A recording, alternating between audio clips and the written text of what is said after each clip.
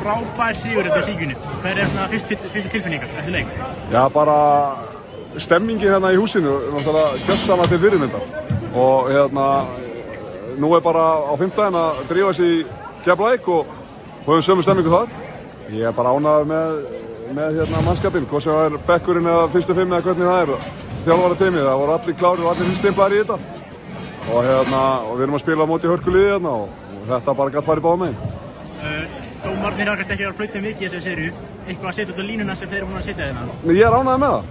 Bara leyfa mönnum að spila körfubolta og maður þarf bara vera klárir í það verkefni. Og hvernig var það? Fór síðasta play eins og áttu að fara það? Já, það var allan teknikinn svona upp, cirka.